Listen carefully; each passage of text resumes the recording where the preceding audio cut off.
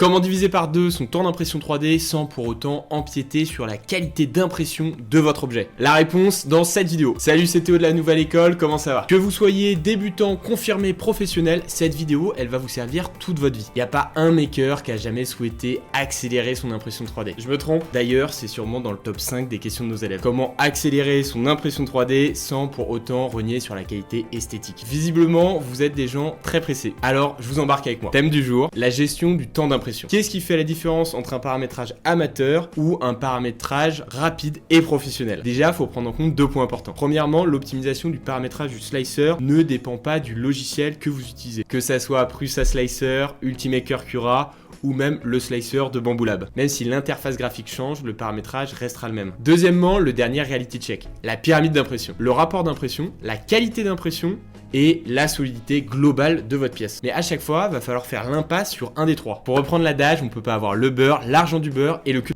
Donc pour résumer et pour vous permettre de suivre ce tutoriel, les recommandations qu'on va donc vous faire seront à appliquer sur une pièce qui n'aura pas spécialement besoin de résistance mécanique, donc plutôt une pièce de décoration. Les amis, si vous avez déjà compris ces deux points, vous avez fait un pas énorme dans votre apprentissage. 4 hacks pour paramétrer votre slicer. Étape 1, le type de remplissage. C'est ce qu'on appelle la densité de l'objet. Si tu as déjà entendu parler du remplissage en abeille, en gyroïde, en grille, c'est ça. Étape 2, la paroi. On va ici influencer la solidité des lignes de la coque. Et ça va faire toute la différence. Étape 3, la vitesse de remplissage entre les couches internes et externes. Et enfin, dernière étape, les supports. C'est le fameux échafaudage pour soutenir l'ensemble de votre pièce et éviter à cette dernière qu'elle s'effondre durant l'impression. Allez, maintenant, je vous montre tout ça à l'écran. Bon, les différents réglages que je vais vous montrer, il faudra pas plus de 5 minutes pour les appliquer. Bon, déjà, j'ouvre l'interface du slicer Prusa, mais évidemment, vous pouvez en utiliser d'autres. J'ai importé mon objet, donc un support de téléphone qu'un de nos élèves a modélisé sur Blender. Là, on va printer tout ça avec du PLA, donc clairement la matière de base. Et dans la vraie vie, pour vous donner une idée, le support il fait environ 10 cm. Ma couche de base, comme propose Prusa, c'est une couche de 0,2 mm avec une buse de 0,4 mm,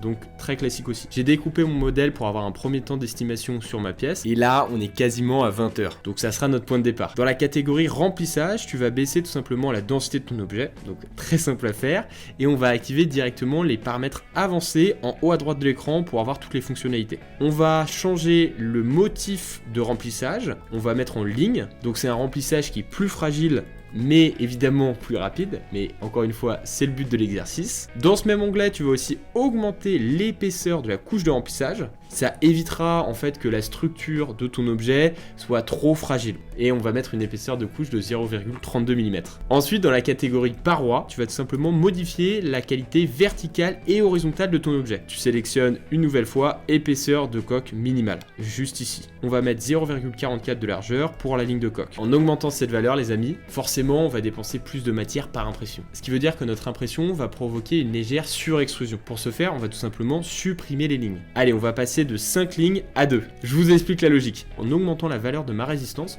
je peux tout simplement réduire le nombre de lignes tout en gardant une résistance similaire. Ainsi, je maintiens un certain seuil de solidité. Et l'étape suivante, ça va nous servir à modifier la valeur globale de la taille de la coque. Et oui, parce que comme dit précédemment, on souhaite que ça comprenne 2 lignes et non pas 3. On va donc garder une résistance similaire tout en économisant un tiers du temps de passage de la buse. Donc c'est vraiment pas mal. Tu te rappelles de la largeur de la nouvelle ligne? 0,4 mm. Donc si on décide de produire celle-ci en 2 fois au lieu de 3 fois, il faut donc indiquer 0,88. Regarde là, on voit bien ici les 2 lignes. Ensuite, autour de la paroi horizontale. Zone de vide oblige, la paroi horizontale, elle se trouve juste ici. L'effondrement, c'est donc un risque important. Alors moi je me pose une question, qu'est-ce qu'on va pouvoir toucher sans provoquer ce risque? Je te la mets dans le mille, la couche inférieure. Toujours dans couche et périmètre, tu te rends à droite du nombre de couches pour réduire le bottom layer. Et on va mettre celui-ci à 5. Ah oui, j'allais oublier. Alors tu tapes la fonction trou entre les parois, donc dans la barre de recherche, en haut à droite juste ici,